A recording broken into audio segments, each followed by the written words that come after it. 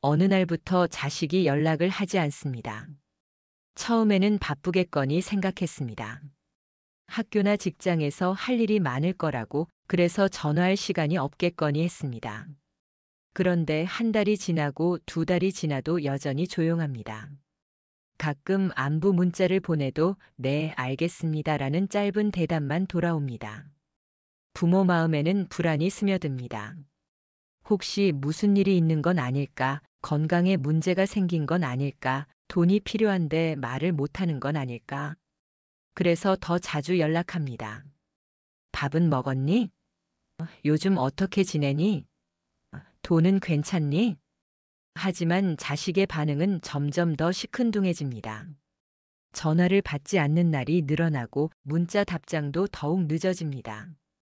부모는 답답합니다. 뭐가 그렇게 바쁘길래 부모 전화 한 통 받을 시간이 없는지 도대체 이해할 수가 없습니다. 그런데 어느 날 우연히 알게 됩니다. 자식이 친구들과는 매일 연락하고 있다는 것을, SNS에는 매일 무언가를 올리고 있다는 것을 그제서야 깨닫습니다. 바빠서 연락 못하는 게 아니었구나. 시간이 없어서가 아니었구나. 그럼 도대체 왜일까요? 이럴 때 꺼내야 할 이야기가 있습니다. 안녕하세요, 소문통입니다. 이 작은 이야기들이 누군가에겐 큰 도움이 될 수 있습니다. 구독과 좋아요는 이런 콘텐츠를 계속 만들 수 있는 힘이 됩니다. 부모들이 모르는 진실 하나는 자식이 연락하지 않는 이유가 사랑의 부족 때문이 아니라는 것입니다. 오히려 그 반대일 수 있습니다. 부모를 사랑하기 때문에 부모를 걱정시키고 싶지 않아서 연락을 피하는 경우가 많습니다. 자식에게도 고민이 있고 힘든 일이 있습니다. 그런데 그런 이야기를 부모에게 하면 부모가 걱정할 것을 압니다. 밤잠을 설칠 것을 알고 어떻게든 도움을 주려고 할 것을 압니다. 그래서 차라리 말하지 않습니다. 혼자 해결하려고 합니다. 부모를 편안하게 해드리고 싶어서 오히려 거리를 둡니다. 하지만 부모는 그런 마음을 모릅니다. 연락이 없으면 서운해하고 만나지 않으면 섭섭해합니다. 특히 어른이 된 자식에게는 자신만의 공간이 필요합니다. 자신만의 시간이 필요하고 자신만의 방식으로 문제를 해결할 시간이 필요합니다. 그런데 부모가 계속 연락하고 계속 묻고 계속 확인하려고 하면 마치 아직도 어린아이 취급받는 것 같은 기분이 듭니다. 자식이 연락하지 않는 또 다른 이유는 부모와의 대화가 예측 가능하기 때문입니다. 전화를 받으면 항상 같은 질문들입니다. 밥은 먹었니? 일은 잘 되고 있니? 몸은 괜찮니? 처음에는 따뜻한 관심이었지만 매번 반복되면 형식적으로 느껴집니다. 자식도 할 말이 있습니다. 요즘 읽고 있는 책 이야기, 새로 만난 사람들 이야기, 앞으로의 꿈과 계획 이야기. 하지만 그런 이야기를 꺼내면 부모는 걱정부터 합니다. 그런 사람들과 어울려도 되겠니? 그런 일이 과연 안정적일까? 현실적으로 생각해 봐야지. 자식은 격려를 바랐는데 걱정과 조언만 돌아옵니다. 이해를 바랐는데 판단과 평가만 돌아옵니다. 그래서 점점 할 말이 없어집니다. 어차피 이야기해봤자 걱정만 끼칠 뿐이라고 생각합니다. 부모는 억울합니다. 자식을 걱정하는 마음에서 하는 말인데 왜 그것을 부담스러워 하는지 모르겠습니다. 하지만 자식에게는 다르게 들립니다. 부모의 걱정이 자신에 대한 불신으로 느껴집니다. 내가 그런 선택을 할 줄 알았다는 말 속에서 역시 너는 현명하지 못하구나라는 뜻을 읽습니다. 실제로 부모가 그런 뜻으로 한 말이 아니어도 자식에게는 그렇게 들립니다. 그래서 연락을 피합니다. 그런 기분을 느끼고 싶지 않아서, 그런 대화를 하고 싶지 않아서. 부모는 자식이 자랐다는 것을 인정하기 어려워합니다. 아직도 보호받아야 할 존재라고 생각하고 아직도 가르쳐야 할 대상이라고 여깁니다. 하지만 자식은 이미 어른입니다.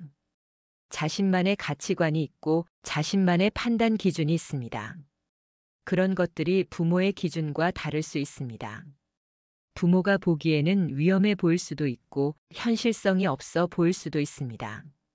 하지만 그것이 자식의 선택입니다. 자식이 스스로 내린 결정이고 자식이 책임져야 할 인생입니다. 부모의 역할은 그런 선택을 지지해 주는 것입니다. 설령 그 선택이 마음에 들지 않아도 자식을 믿어주는 것입니다. 내가 선택한 것이라면 분명 이유가 있을 거야 라고, 혹시 어려운 일이 생기면 언제든지 말해라고, 그렇게 든든한 버팀목이 되어주는 것입니다. 그런 부모에게는 자식이 먼저 연락합니다. 자식이 연락하지 않는 세 번째 이유는 부모와의 대화에서 느끼는 부담감 때문입니다. 부모는 자식의 안부를 묻는다고 생각하지만 자식에게는 신문처럼 느껴질 때가 있습니다. 요즘 누구를 만나니? 어떤 사람과 사귀고 있니? 결혼 계획은 없니? 언제쯤 정착할 거니? 하나하나는 자연스러운 질문이지만 연달아 이어지면 압박감을 줍니다. 특히 자식이 아직 명확한 답을 가지고 있지 않을 때 이런 질문들은 더욱 부담스럽게 느껴집니다. 자식도 고민하고 있습니다. 앞으로 어떻게 살아야 할지, 어떤 사람과 함께 해야 할지. 하지만 아직 확신이 서지 않습니다. 시간이 더 필요하고 경험이 더 필요합니다. 그런데 부모는 답을 재촉합니다. 빨리 결정하라고 하고 빨리 안정되라고 합니다. 자식은 답답합니다. 자신도 빨리 결정하고 싶지만 그럴 수 없는 상황이 있습니다. 그런 마음을 부모에게 설명하면 그렇게 우유부단하면 안 된다고 하거나 나이가 몇인데 아직도 그러고 있니라고 합니다. 자식은 상처받습니다. 자신의 고민을 이해받지 못한다는 생각에, 자신의 속도를 인정받지 못한다는 느낌에, 다른 집 아이들은 벌써 다 결혼했는데 라는 말, 친구들은 다 취업했다면서라는 말, 이 나이에 뭘 그렇게 망설이니라는 말. 이런 말들이 자식에게는 비교와 경쟁으로 느껴집니다. 자신이 뒤처지고 있다는 느낌을 주고 자신이 부족하다는 생각을 하게 만듭니다. 자식은 다른 사람과 비교당하고 싶지 않습니다. 자신만의 속도가 있고 자신만의 길이 있다고 생각합니다. 이런 관점의 차이가 갈등을 만듭니다. 부모는 현실적이고 실용적인 조언을 하려고 하고 자식은 자신의 감정과 생각을 이해받고 싶어 합니다. 부모는 결과를 중시하고 자식은 과정을 중시합니다. 부모는 안정성을 추구하고 자식은 의미를 찾으려고 합니다.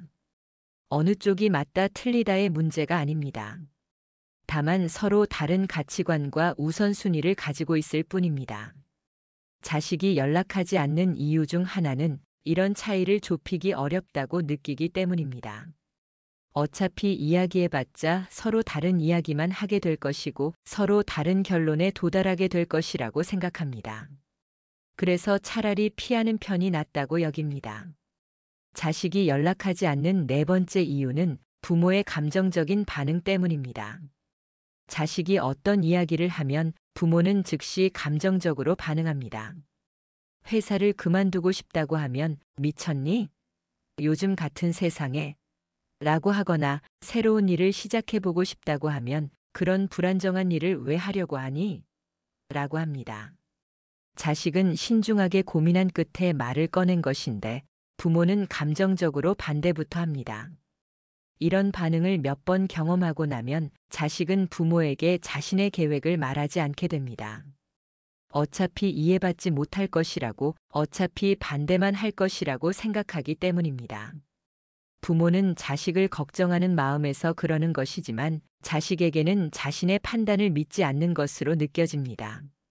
자식이 힘들다고 하면 부모는 누가 괴롭히니? 누구야? 라고 하거나 그런 곳은 그만둬라고 합니다.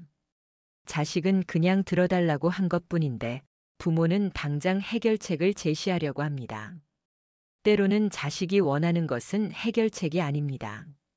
그냥 자신의 마음을 이해해달라는 것이고 그냥 자신의 감정을 받아달라는 것입니다.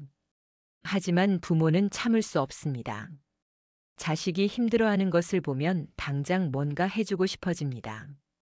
자식이 괜찮다고 해도 믿지 않고 계속 걱정하고 계속 간섭하려고 합니다.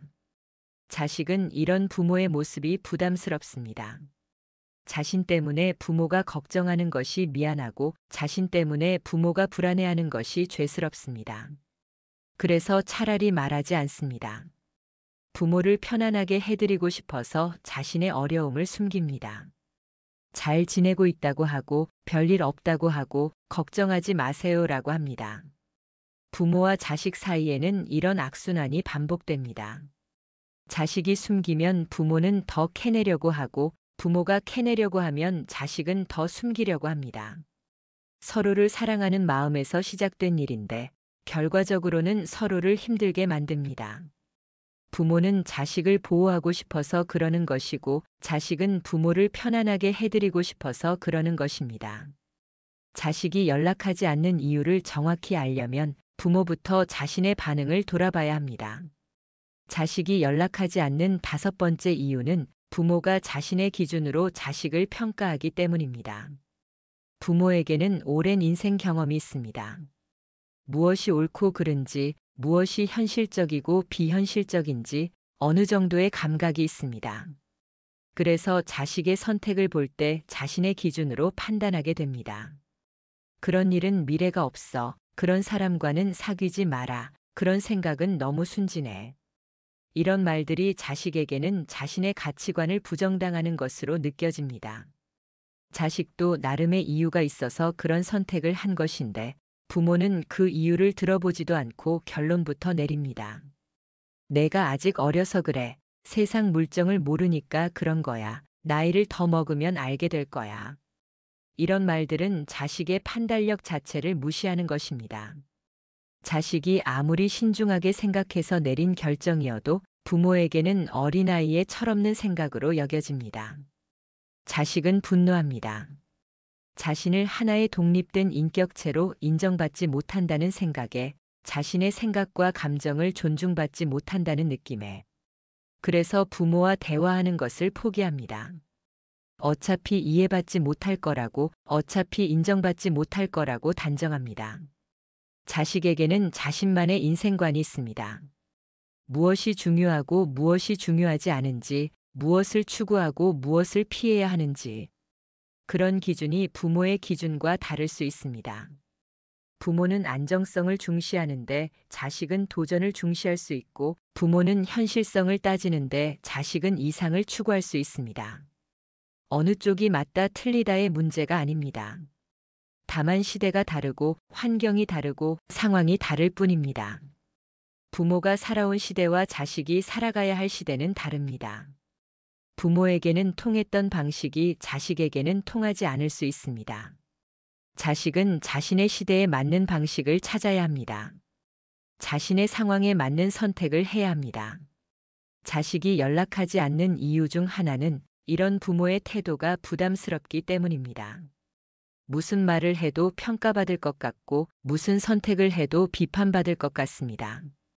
그래서 차라리 말하지 않습니다. 자식이 연락하지 않는 6번째 이유는 부모의 과거 이야기 때문입니다.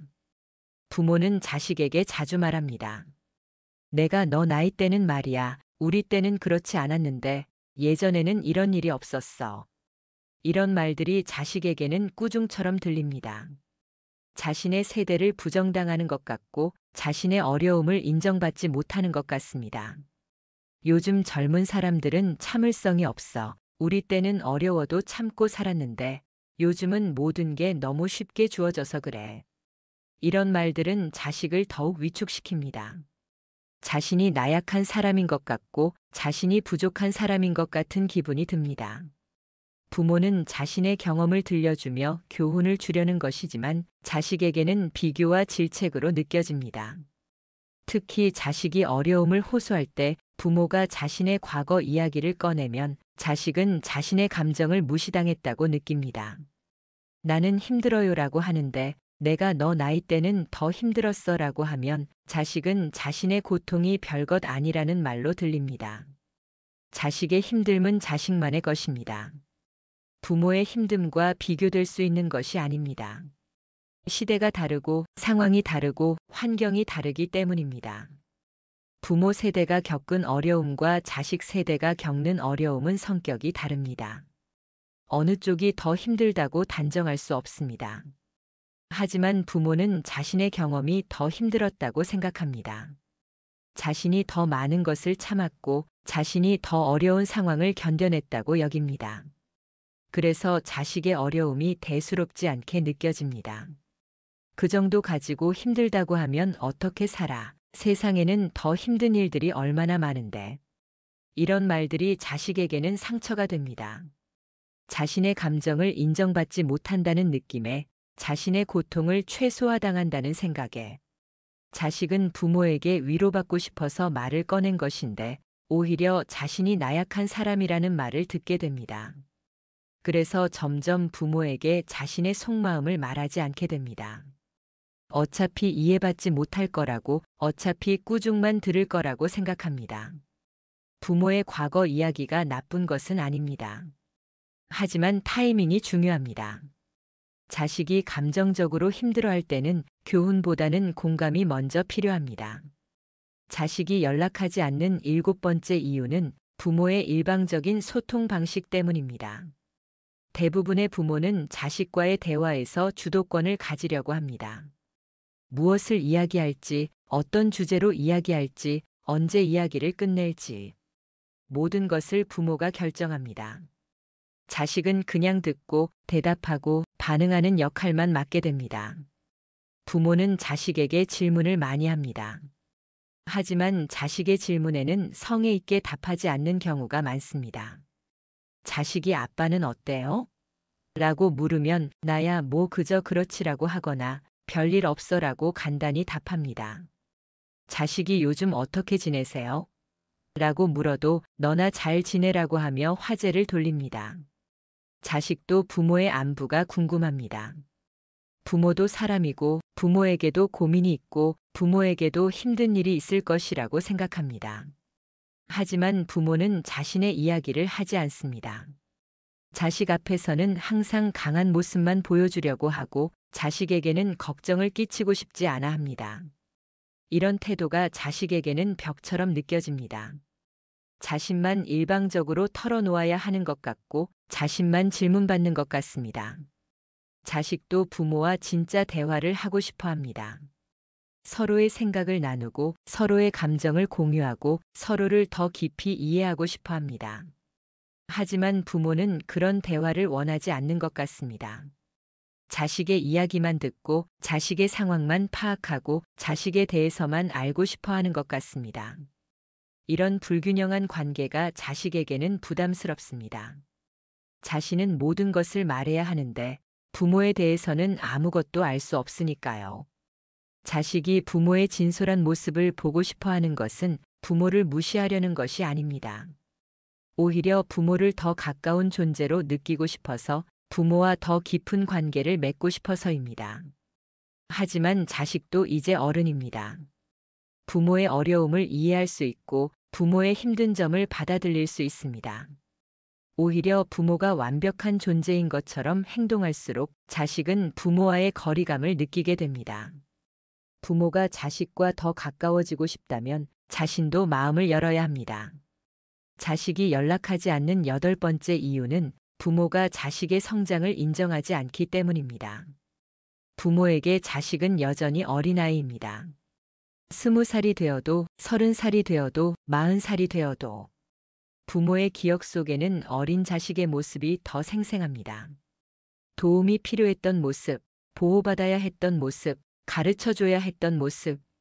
그래서 지금도 자식을 그런 존재로 대합니다. 여전히 보호해야 할 대상으로, 여전히 가르쳐야 할 대상으로. 하지만 자식은 이미 자랐습니다. 자신만의 판단력이 있고, 자신만의 해결 능력이 있고, 자신만의 책임감이 있습니다.